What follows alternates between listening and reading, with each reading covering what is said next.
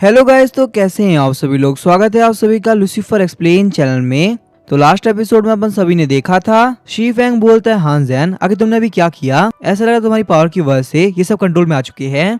हान जैन बोलता है मैंने कुछ भी नहीं किया, मेरे पास जो स्पेस रिंग है ना वो इन छोटे मोटे मॉन्स्टर को बहुत ही कंट्रोल में कर सकती है, तो मैंने बस उनको कंट्रोल में करके रोका है। जियाओ कियान बोलते हैं हान जैन ये तो काफी कमाल की बात है, ऐसी एबिलिटी तो हमें से किसी के पास भी नहीं। वही हम देखते हैं कैप्टन जैंग बोल रहे होते हैं फाइनली ये सब मारे गए, अभी के लिए हमारे सामने से बेबी स्नेक खतरा हट चुका है। वैसे हान जैन मुझे एक बात बताओ, आखिर रियलिटी में तुम हो कौन। मैंने और भी बहुत सारे नोबल यंग मास्टर को देखा है पर तुम बिल्कुल भी उनकी तरह नहीं हो, तुम्हारी स्ट्रेंथ भी नॉर्मल से ज्यादा है और तुम्हारे पास में इतना कमाल का बैटल सेंस है जो कि किसी नोबल यंग मास्टर के पास हो ही नहीं सकता। हान जैन बोलता है मैं कोई नोबल यंग मास्टर नहीं हूँ और ना ही मैं कोई हिडन एक्सपर्ट हूँ, आप क्लियरली मुझे चेक कर सकते हो, मैं बस एक 3rd रैंक का कॉन्ट्रैक्ट मास्टर हूँ।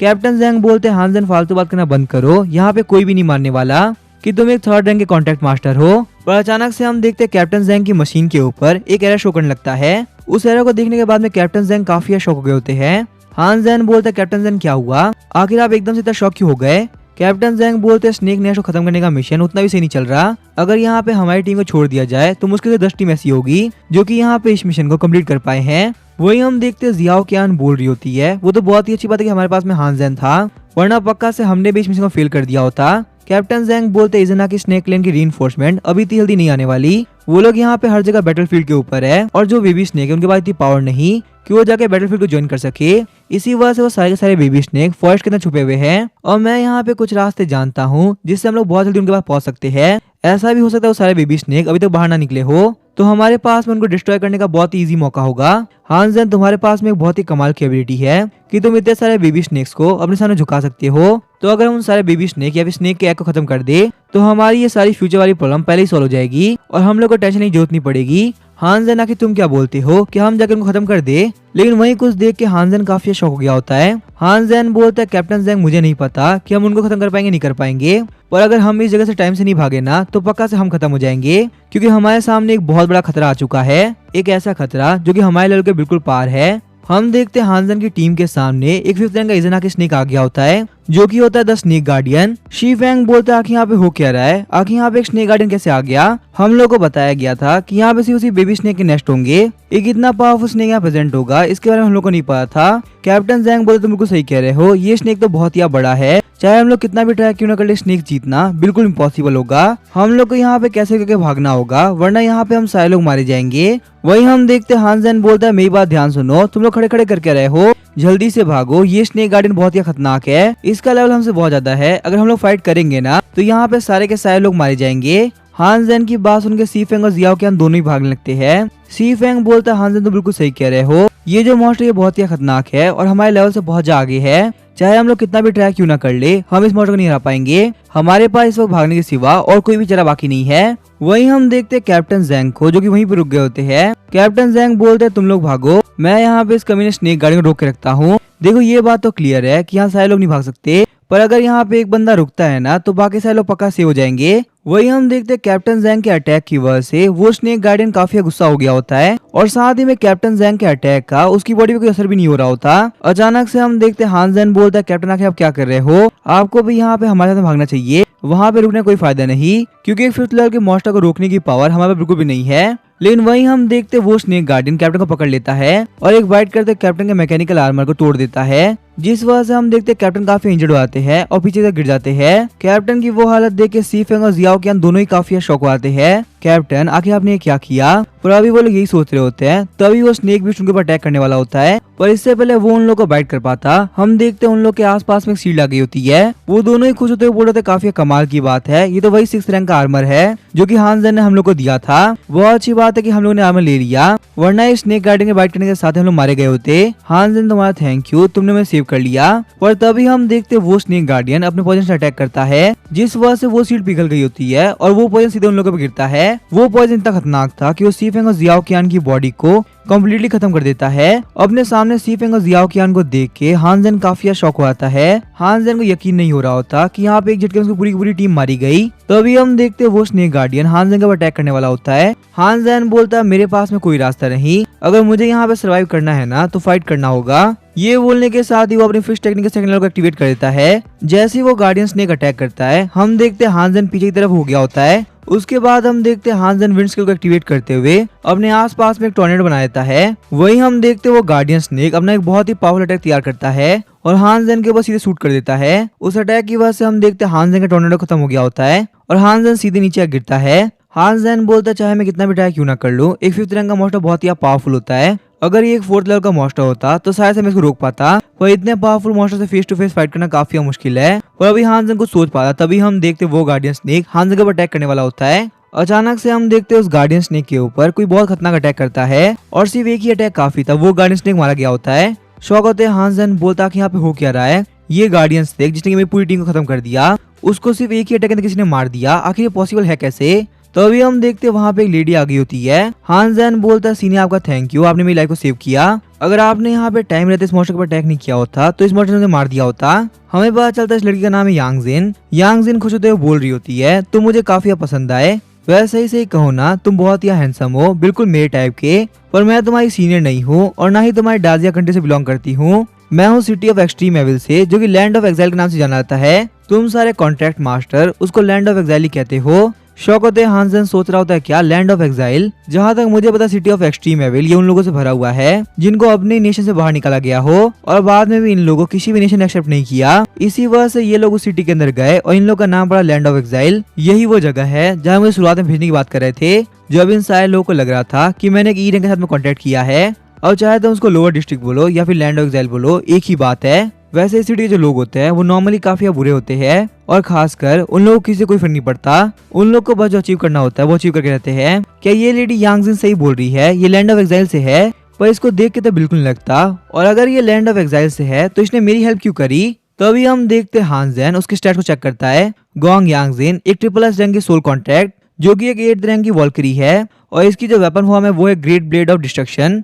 शौक होते हांसेन सोच रहा था क्या 8th रैंक की वॉल्करी, यही वजह है कि यांगजिन ने स्नेक गार्ड को इतनी इजीली मार दिया, क्योंकि ये बहुत ही पावरफुल है। अचानक से हम देखते यांगजिन काफी स्पीड से हांसेन के पीछे आ गई होती है। वो लेडी बोलती है मुझे एक बात, अभी से कुछ टाइम पहले तुम एक सॉन्ग को प्ले कर रहे थे, आखिर उस सॉन्ग का नाम क्या है। वो सॉन्ग काफी कमाल का था, सही कहूँ तो उस सॉन्ग को सुन के मैं यहाँ पे आई हूँ और जब मैंने देखा तुम खतरे में हो तब मैंने तुम्हें सेव कर लिया। मुझे ऐसा फील हो रहा था तुम्हारे सॉन्ग की वजह से मेरी बॉडी के अंदर पावर काफी इंक्रीज हो रही है, यहाँ तक ये स्नेक गार्डन क्या, मुझे ऐसा फील हो रहा था कि मैं एक स्नेक एम्परर को भी बहुत इजीली हरा दूंगी। अब तुम यही सोच रहे होगे कि आखिर मैं तुम्हारे पास में क्यों आई हूँ, तो इसके पीछे एक सिंपल सी वजह है, मैं तुम्हें अपने साथ में लेके जाऊंगी, क्योंकि तुम्हारे सॉन्ग मेरे लिए बहुत ही कमाल का कॉम्बैट सपोर्ट बनेंगे। तो अब चाहे तुम्हारा मन हो या ना हो तुम्हें मेरे साथ में जाना होगा। ये बात सुनने के साथ ही हांसेन काफी शॉक हो गया होता है। हांसेन बोलता है 1 मिनट होगा कि तुम क्या बोल रही हो, मैं तुम्हारे साथ में क्यों जाऊंगा। यांगजिन बोलती है तो आखिर तुम यहाँ पे कर भी क्या लोगे, वैसे भी तुम एक 3rd रैंक के कॉन्ट्रैक्ट मास्टर हो, चाहे तुम कितना भी ट्राई क्यों ना कर लो तुम मेरे साथ कुछ नहीं कर पाओगे। अगर मैं चाहते कि तुम मेरे साथ चलो तो तुम्हें ना चाहते भी चलना पड़ेगा।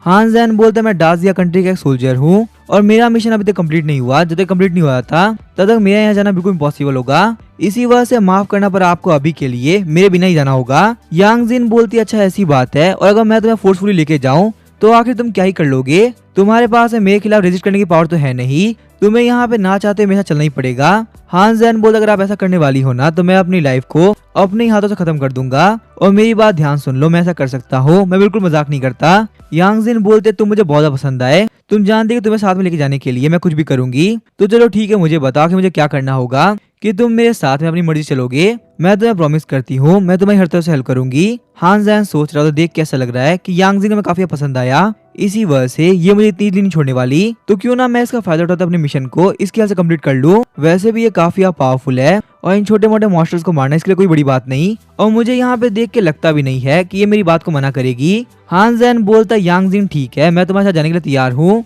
और वो भी अपनी मर्जी से, पर मेरी एक शर्त है, यहाँ पे जितने भी ईज़ा क्लैन के मॉन्स्टर है ना उन सबको मारने में तुम्हें मेरी हेल्प करनी होगी। मैं नहीं चाहता उनमें से कोई मॉन्स्टर बैटलफील्ड तक जाए और मेरी डाजिया कंट्री के लोगों के लिए बिल्कुल भी दिक्कत खड़ी करे, क्योंकि ये मॉन्स्टर इतने सारे हैं ना कि अगर ये वहाँ पे एंटर कर गए तो बहुत बड़ी तबाही हो जाएगी। तो बताओ यांगजिन तुम क्या बोलती हो, क्या तुम मेरी हेल्प करोगी। वैसे भी तुम एक 8th रैंक की वॉल्करी हो, तुम्हें इन सबको मारने में इतनी दिक्कत नहीं होने वाली, खासकर तुम्हारे लिए ये तो एक बहुत छोटी बात है। यांगजिन बोले तुम बिल्कुल सही कह रहे हो, ये मेरे लिए एक बहुत ही छोटी सी बात है। सही कहो तो मुझे लगा था कि तुम बहुत कमाल की चीज मांगोगे, पर तुमने तो यहाँ पे बहुत ही सिंपल चीज मांग ली। ठीक है, मैं तुम्हारी हेल्प करूंगी। सारे के सारे इज़ानागी क्लैन के मॉन्स्टर को मारने में। जल्दी से तुम्हारे मिशन कंप्लीट करते हैं और तुम्हें अपने साथ में लेके चलते हैं। हान ज़ेन बोलता है फिर ठीक है, ये रहा मेरे पास है मैप। जितने भी इज़ानागी क्लैन के मॉन्स्टर है ना वो सब यहीं पे होंगे। हम लोग को यहाँ पे टाइम वेस्ट नहीं करना चाहिए और जल्द से जल्द चलना चाहिए। और अगर मैं यहाँ पे ध्यान से देखूं तो पास में 3 लोकेशन है जहाँ पे हम लोग जाके इज़ानागी क्लैन के मॉन्स्टर को मार सकते हैं। अगर हम लोगों ने ये काम कर दिया ना तो हमारे सोल्जर्स को काफी हेल्प होगी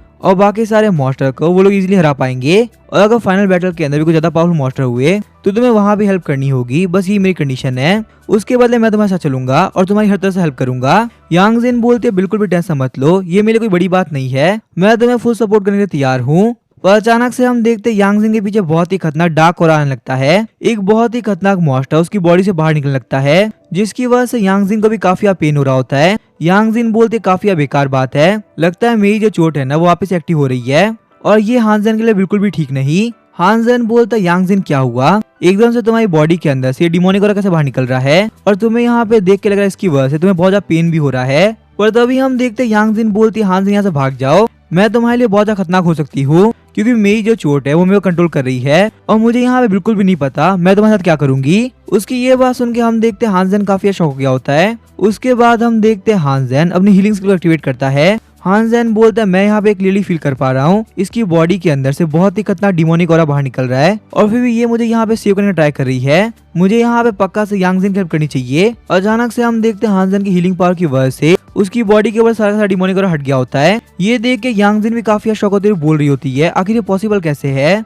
अभी अभी जो डिमोनिक ऑरा मेरी बॉडी के ऊपर था तुमने हटाया कैसे, कि ये सब तुम्हारे प्ले करे हुए सॉन्ग की वजह से हो रहा है। हान ज़ेन बोला तुम बिल्कुल सही कह रहे हो, मेरे सॉन्ग के अंदर प्योरिटी की पावर है, इसी वजह से उसने तुम्हारे डिमोनिक ऑरा को थोड़े टाइम के लिए सप्रेस कर दिया है। तुम बिल्कुल भी टेंशन मतलब ये मेरे लिए कोई बड़ी बात नहीं थी। वैसे भी यहाँ पे इसके अंदर मेरी बहुत ही कम एनर्जी गई है और तुमने भी तो मेरी हेल्प करी थी ना, तो ये मान लो मैंने तुम्हें हेल्प कर दी। वैसे मुझे एक बात बताओ, आखिर तुम यहाँ पे कौन सी चोट के बारे में बात कर रही हो जो कि इतनी ज्यादा खतरनाक है कि वो तुम्हारी बॉडी के ऊपर कंट्रोल कर रहा है। वही हम देखते यांग ज़ेन बता रही होती मेरी ये इंजरी एक 9th रैंक के इंसेक्टर से फाइट करते हुए हुई थी। हालांकि मैंने वहां से भाग के अपनी लाइफ को तो सेव कर लिया पर मेरी बॉडी के ऊपर बहुत ही खतरनाक हिडन डैमेज पड़ा था। यही वजह है कि रह के मेरी बॉडी के अंदर से ये डिमोनिक ऑरा बाहर निकलता है और जब ये बाहर निकलता है ना तब मेरी बॉडी के ऊपर बिल्कुल भी कंट्रोल नहीं रहता। इस 9th रैंक के इंसेक्ट टेम्पर का नाम है मो। पता नहीं कैसे उसने अपना डिमोनिक ऑरा मेरी बॉडी के अंदर इंसर्ट कर दिया है। यही वजह है कि रह के मैं एक बर्सर्क स्टेट में चली जाती हूँ और उसके बाद मुझे नहीं पता कि मैं क्या करूंगी। हान ज़ेन बोलता है क्या एक 9th रैंक का इंसेक्ट टेम्पर, वो तो बहुत ही पावरफुल होता है ना, सच में ये बहुत बड़ी बात है कि तुम वहाँ से बच के भाग पाई। वैसे क्या मैं तुम्हारी चोट को देख सकता हूँ, शायद तुम्हारी चोट को देखने के बाद में मुझे कुछ पता चल पाए। यांग ज़ेन बोलती है तुम तो बहुत ही बोल्ड हो, मुझे यहाँ पे चोट लगी हुई है और तुम उसका फायदा उठाते हुए बहुत कुछ करने का ट्राई कर रहे हो। वैसे कोई बात नहीं हान ज़ेन, अगर तुम हो ना तो मुझे कोई दिक्कत नहीं है, पर हाँ ये बात ध्यान रखना मेरी बॉडी को देखने के बाद में ऐसा भी हो सकता है कि मैं तुम्हारी आंखें फोड़ दूं, तो इसी वजह से कुछ भी करने से पहले केयरफुल रहना। हान ज़ेन बोलता है यांग ज़ेन मुझे तुम्हारी बॉडी देखने में कोई भी इंटरेस्ट नहीं है, मैं बस यहाँ पे तुम्हारी चोट को देखूंगा। चेक करने के बाद में हान ज़ेन बोल रहा होता है वैसे अगर मैं सही से बोलूँ ना तो तुम्हारी ये चोट उतनी भी खतरनाक नहीं है, शायद से मैं तुम्हारी चोट को हील कर पाऊंगा। वही हम देखते हैं हान ज़ेन के टच करने की वजह से वो काफी शर्मा रही होती है। उसके बाद हम देखते हैं हान ज़ेन अपनी हीलिंग को एक्टिवेट करता है और यांग ज़ेन की चोट को हील करना स्टार्ट कर देता है। हालांकि उस चोट को हील करते वक्त यांग ज़ेन को काफी पेन फील हो रहा होता है, पर थोड़ी देर के अंदर हम देखते हैं यांग ज़ेन की बॉडी के अंदर से वो डिमोनिक ऑरा गायब हो जाता है। हान ज़ेन बोलता है मेरा प्योरिटी पाउडर स्किल इसने इसको सप्रेस तो कर दिया है पर ये कम्प्लीटली गायब नहीं हुआ, अगर हमें इसे हमेशा हमेशा के लिए खत्म करना है तो कुछ और ट्राई करना होगा। उसके बाद हम देखते हैं हान ज़ेन शेनोंग कॉल्डन को समन करता है। शेनोंग कॉल्डन को देख के यांग ज़ेन काफी खुश हो गई होती है। यांग ज़ेन बोलती है हान ज़ेन तुम मुझे बार बार लगातार सरप्राइज करते जा रहे हो, सच में तुम एक बहुत ही कमाल के कॉन्टेक्ट मास्टर हो, तुम्हारे पास में अभी ही 2 सोल वेपन है।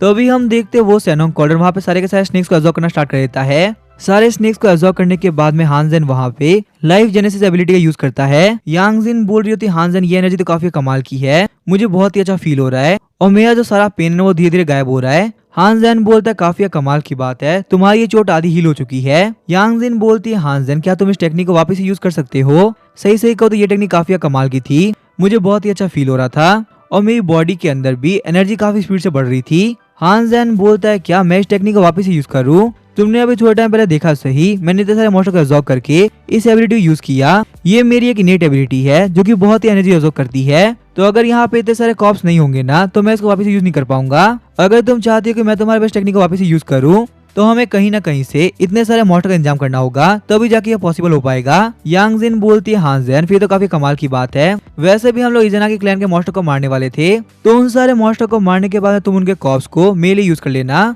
वैसे भी हम लोग यहाँ पे काफी देर तक रुक गए, हम लोग टाइम वेस्ट नहीं करना चाहिए। चलो जल्दी से हम लोग अगली लोकेशन पे चलते हैं। ये बोलने के साथ ही हम देखते वो हानजन को लेके काफी स्पीड से वहां से निकल गई होती है। अब आगे हानजन के साथ में क्या होगा, वहाँ पे कितने सारे मॉन्स्टर अटैक करेंगे और क्या हानजन यांगजी को कंप्लीट ही कर पाएगा, ये हम देखेंगे नेक्स्ट एपिसोड के अंदर। वीडियो पसंद आए सब्सक्राइब करके वीडियो को लाइक कर देना। Thank you.